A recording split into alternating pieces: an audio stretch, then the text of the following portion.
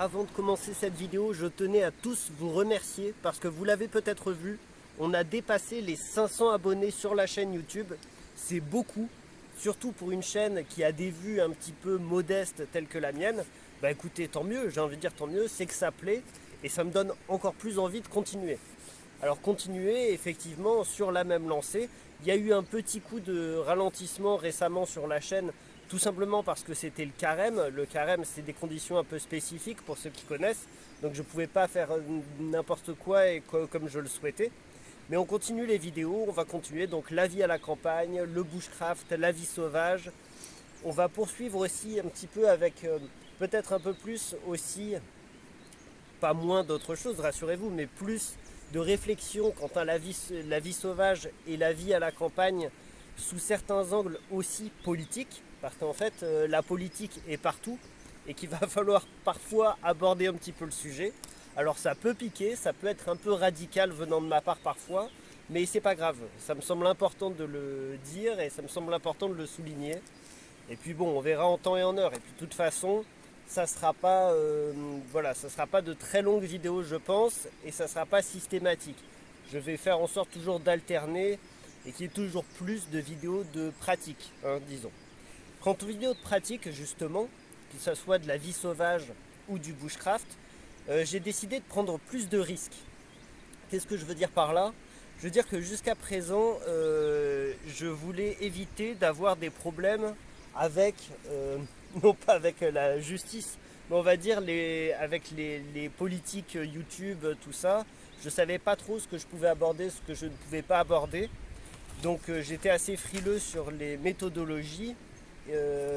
Mais bon, je vais finalement prendre plus de risques parce que la vie sauvage aussi et le bushcraft imposent une part de risque, une part de responsabilité face au risque aussi. Et puis voilà, toujours en soulignant bien sûr les règles de sécurité et ce qu'il est parfois interdit ou autorisé de faire. C'est en ça que je parle des risques, surtout. Pas prendre des risques pour ma personne, on va éviter, c'est pas la peine. Alors je ne vais pas prendre non plus de risques quant à la pérennité de la chaîne YouTube. Je ne vais pas me mettre à sortir des armes à feu à droite à gauche, c'est hors de question. Je l'avais dit dans une précédente vidéo, dans des précédentes vidéos. Mais voilà, tout comme je vais faire aujourd'hui dans la vidéo qui va suivre, je vais aborder des choses qui pourraient paraître peu légales ou illégales, mais expliquer toujours ça sous le prisme, bien sûr, du potentiel de survie.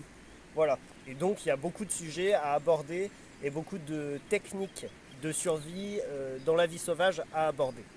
Donc voilà, on continue sur la même lancée. Merci encore. 500 abonnés, c'est pas rien. Si vous êtes de passage et que vous n'êtes pas abonné à la chaîne YouTube, abonnez-vous, ça me soutient et c'est cool parce que c'est enthousiasmant pour moi de continuer. Et puis si vous le souhaitez, si vous n'êtes pas abonné aussi sur mon Instagram, rejoignez-moi sur Instagram parce que je fais parfois des petites vidéos sur Instagram et puis je poste assez fréquemment des photos, des idées, des trucs et des machins. Donc ça peut être intéressant de me suivre également sur Instagram. Allez, je vous laisse profiter de cette vidéo. À très vite.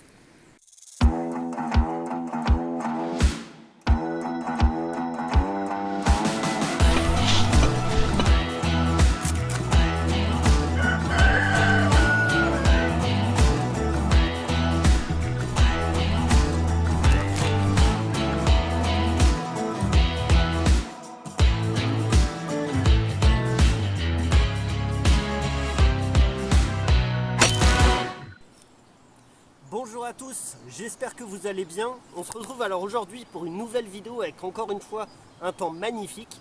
Alors vous le savez, hein, là le printemps s'installe clairement, l'été presque approche tellement il fait beau. C'est l'impression en tout cas que ça donne. Et des temps comme ça et des périodes comme ça signe pour beaucoup, tel que moi j'imagine, le retour de la pêche. Alors la pêche, on en a parlé un petit peu dans une précédente vidéo. J'avais donné quelques petites techniques de pêche et aujourd'hui je voudrais en aborder une nouvelle, à savoir un piège à poisson. Un piège à poisson, c'est très intéressant parce qu'en fait ça représente un gain de temps incroyable dans la recherche de nourriture, mais aussi une facilité de déploiement de la méthode. Ce que je veux dire par là, c'est qu'en fait il va nous falloir très peu très peu d'outils, très peu de matériel pour créer ce piège à poisson. Et en fait, la multiplicité des pièges à poisson va vous permettre fréquemment de pouvoir avoir des prises. Alors là aussi, bien sûr, il y a une illégalité quant à la pose de pièges à poisson. D'accord? Donc il faut bien se mettre dans l'idée que si vous posez des pièges à poisson comme ça, bah, vous prenez un risque euh, par rapport à la légalité. Mais bon, ça peut être intéressant, voilà, dans le cadre de la survie. Ou alors, voilà, si vous avez mettons un étang qui est à vous, ou un bout de rivière qui vous appartient, et ben vous pouvez faire ça pour choper des poissons et ça sera très simple et très facile à faire.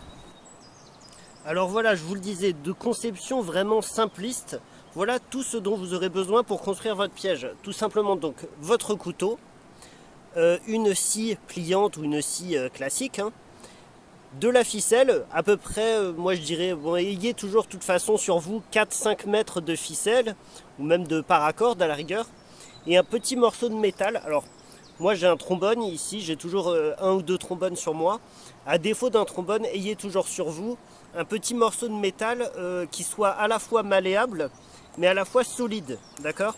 Parce que là, il va falloir, voilà, vous en doutez, ça va servir d'hameçon. Il va falloir que le poisson chope ça sans le démolir, d'accord? Donc un trombone, souvent, c'est très très pratique.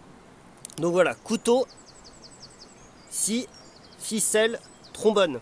Et après, simplement, tout ce que la nature vous offrira, c'est-à-dire quelques bouts de bois. Et je vais vous montrer ça. Alors bien sûr, j'en connais qui vont me dire, mais comment ça, un trombone en tant que cameçon, mais ça ira jamais, c'est beaucoup trop souple. Et puis regarde-moi la tronche que ça ira pas comme hameçon. Bah bien sûr, le trombone, on va pas le laisser comme ça.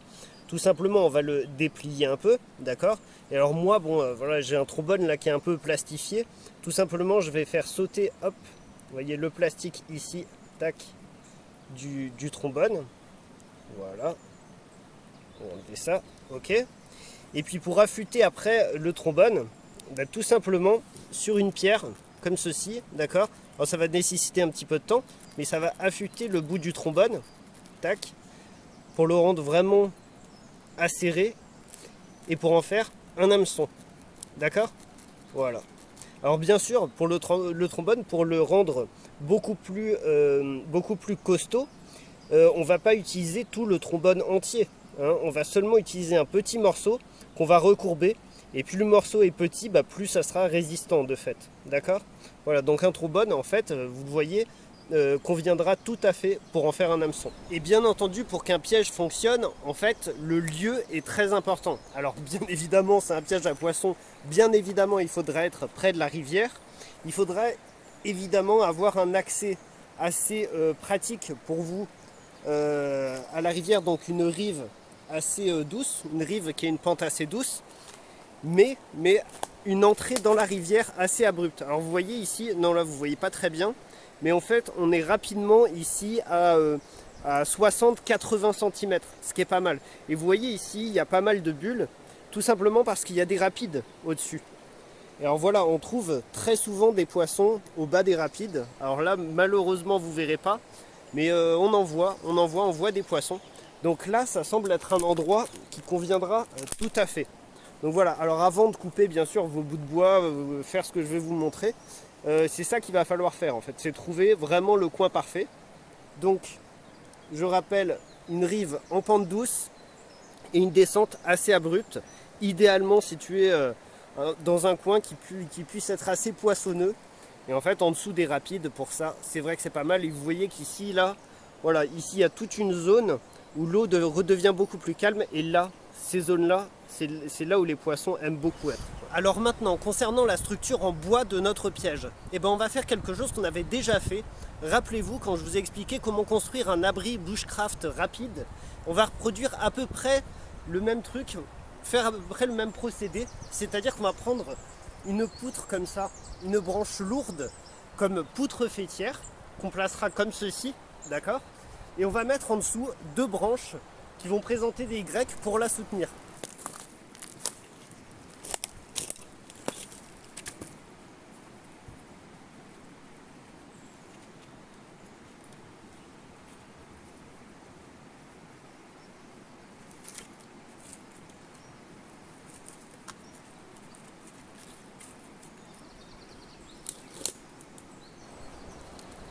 Alors, point important.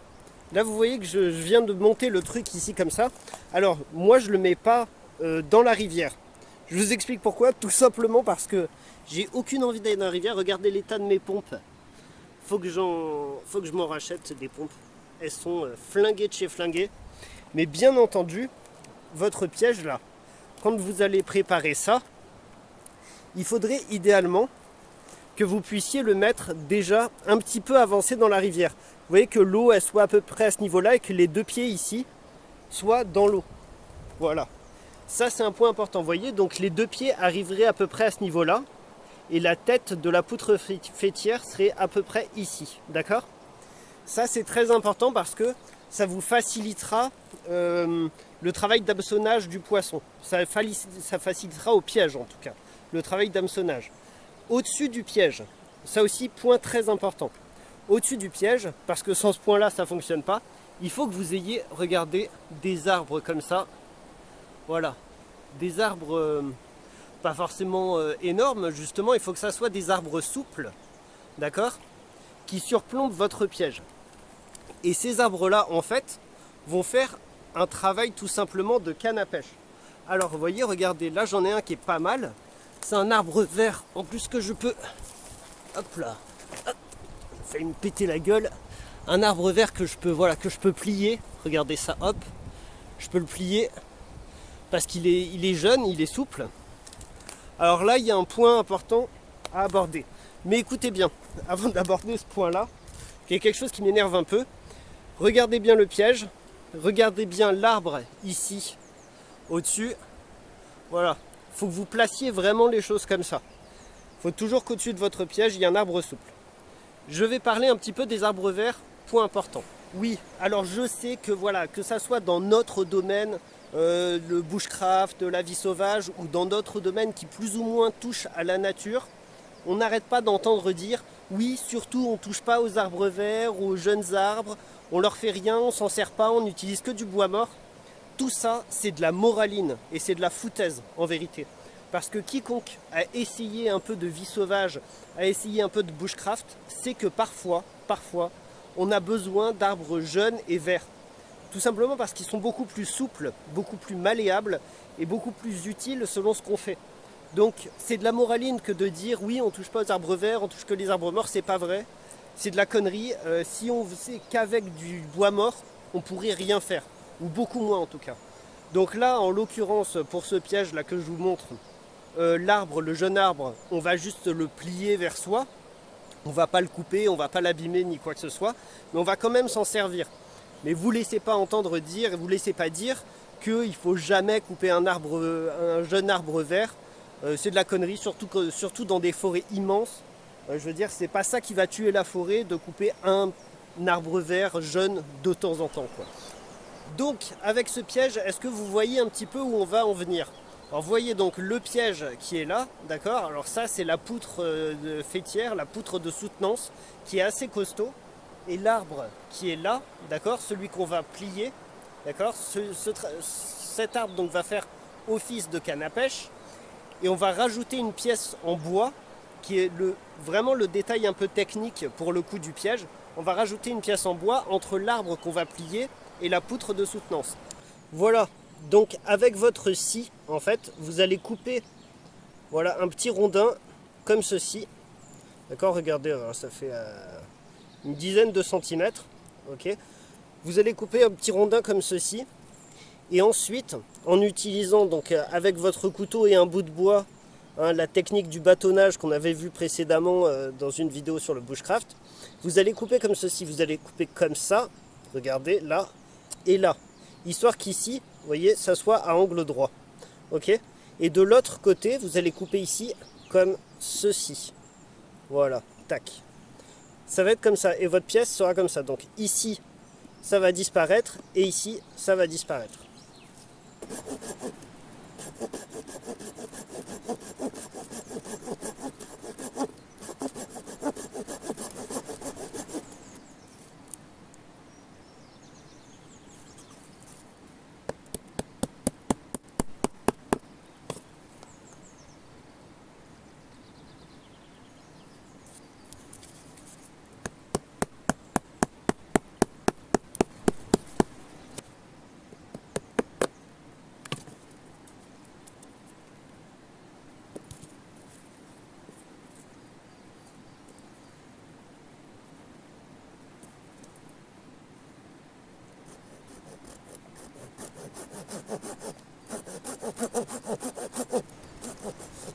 En plus des pompes, il faut aussi que je me rachète une scie parce que celle-ci j'en peux plus. Alors pourquoi couper ici, me direz-vous? Tout simplement parce que c'est une question d'équilibrage des poids. Et vous allez vite comprendre pourquoi. Là, cette pièce, on va aussi ajouter une corde.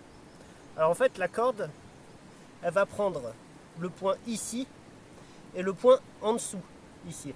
Donc on va faire des encoches de ces deux côtés et de ces deux côtés. Là, vous voyez maintenant, hop, on a encoché des deux côtés, ici et là. Maintenant, on va l'installer avec l'arbre. Je vais vous expliquer ça avec l'arbre qui sert de canne à pêche et le tronc d'arbre qui lui sert de contrepoids au piège. Voilà, nous retrouvons notre pièce ici, ok, qu'on a taillée. Alors, regardez les encoches, j'ai mis ici la ficelle, d'accord, la ficelle qui remonte dans l'arbre plié ici, ok, donc l'arbre qui va créer une tension tout simplement sur la ficelle. Et regardez, en fait, la grosse encoche de la pièce, on va simplement la maintenir sous la poutre faîtière ici. Alors, autre chose à faire, voilà, là maintenant on va attacher ici l'autre ficelle avec l'hameçon dans cette encoche, et l'autre ficelle avec l'hameçon, elle, sera dans l'eau. Alors là, bien sûr, comme je vous le montrais, on n'est pas au-dessus de l'eau, mais dans la conception que vous ferez de votre piège, cet endroit, je vous rappelle, ici, vous aurez l'eau juste en dessous. Et qu'est-ce qui va se passer, en fait? Ben, on verra. Je vais d'abord attacher la ficelle avec l'hameçon, ça sera plus simple, et je vous montrerai ça. Voilà, donc la dernière ficelle est attachée, vous le voyez ici, voilà. Ça, c'est la ficelle qui sera reliée à votre hameçon, hein, qui sera dans l'eau, donc. Voilà, qui remonte ici. Donc, cette ficelle-là, elle, attachée à l'arbre plié, d'accord. Et ici, bien sûr, tout soutenu par la poutre faîtière. Et alors, qu'est-ce qui va se passer, en fait? Qu'est-ce qui va se passer quand un poisson va venir agiter ici l'hameçon, d'accord, qui se trouve au bout de cette ligne? Et bien, tout simplement, il va tirer dessus, et voilà. Ok? Et le piège va remonter comme ça. Et votre poisson, bien sûr, au bout de votre ligne. Voilà. Hop, on va débriefer tout ça. Bon, bah, il était temps qu'on arrive au bout parce que j'ai quasiment plus de batterie sur mon stabilisateur. Il fout le camp à chaque fois, là. Voilà, bon, écoutez, alors ce piège... Et qu'est-ce que je disais? Bon, bah, c'est un vieux tronc d'arbre qui va me servir de stabilisateur pour finir cette vidéo, c'est pas très grave. Donc avec ce piège, vous l'avez vu, voilà, il est intéressant à mettre en place. Il a des côtés assez simples, il a des côtés un peu plus complexes, du moins où ça nécessite un petit peu de main d'œuvre, notamment pour cette petite pièce centrale. Mais en vérité, voilà, il ne faut pas grand chose pour le réaliser, quelques outils, des bouts de bois qu'on trouve par-ci par-là. C'est pas ça la grande difficulté de ce piège. La difficulté, où là, en tout cas, il peut y avoir une difficulté et il va falloir quand même une certaine mise en pratique et une certaine expérimentation pour utiliser ce genre de piège. Ça va être en fait dans la tension que va exercer la corde sur la pièce centrale. Sur en fait le transfert des puissances. Je ne sais pas comment on appelle ça exactement, mais il va falloir faire attention à ça parce que la pièce centrale, la poutre faîtière et l'arbre, la tension de l'arbre, vont tout avoir forcément un lien entre elles. Et en fait, il va falloir réussir à juguler ça à peu près. Moi, ce que je vous conseille, il faut voir en termes de volume d'arbre en fait. Il faut idéalement que votre poutre faîtière et votre pièce centrale soient à peu près de taille égale. J'aurais tendance à dire quand même un petit peu moindre pour la pièce centrale et un petit peu plus pour la poutre centrale. Et par contre, l'arbre plié qui va servir de canne à pêche, lui, on va dire qu'il faudrait qu'il fasse peut-être 1/5, 1/6 de la poutre faîtière. Qu'est-ce qui va se passer sinon? Il y aura beaucoup trop de tension sur la poutre faîtière. Et en fait, quand vous allez placer votre pièce centrale, et ben en fait, la tension sur la corde va faire se barrer en fait toute votre installation sur le bas de la rivière. D'autant plus s'il y a un petit peu de courant. Donc voilà, en fait, c'est vraiment les principes de tension et les transferts de puissance auxquels il faut faire attention avec ce piège. Bon, alors bien sûr, tout ça, ça va être aussi en fonction de ce que vous souhaitez attraper. Bien sûr, si vous souhaitez attraper Nemo ou Moby Dick ou Ariel, bon, Ariel, il faudra un autre genre d'hameçon, mais selon ce que vous souhaitez attraper, il va falloir voir aussi comment modifier votre installation en fonction. Bon, ça, on est d'accord que pour voilà, l'installation que j'ai pu vous montrer, c'est vraiment l'installation de base, mais vous pouvez vous rendre compte, je pense, en regardant voilà, les volumes de bois que j'ai utilisés et le bois plié, là, la canne à pêche, voilà, du rapport de puissance entre chaque. Voilà, bon, ça devient trop compliqué et peut-être même un peu chiant. Donc on va arrêter là. Je pense que vous avez saisi le principe. On reviendra prochainement sur les principes de piège. Peut-être pas forcément pile la prochaine fois. Sur les principes de piège avec cette fois un piège à bête. Ça sera intéressant aussi, je pense, à aborder. Donc voilà. Bah écoutez, j'espère que ça n'a pas été trop chiant ou complexe. Que je me suis pas trop embrouillé, je crois pas. Il me semble que j'étais assez clair. Il y a des canards là-bas. Et voilà. Et j'espère que surtout que ça vous a plu. Donc voilà. Bon, d'ici là, prenez soin de vous. Et ben bonne pêche. Et à la prochaine. Salut.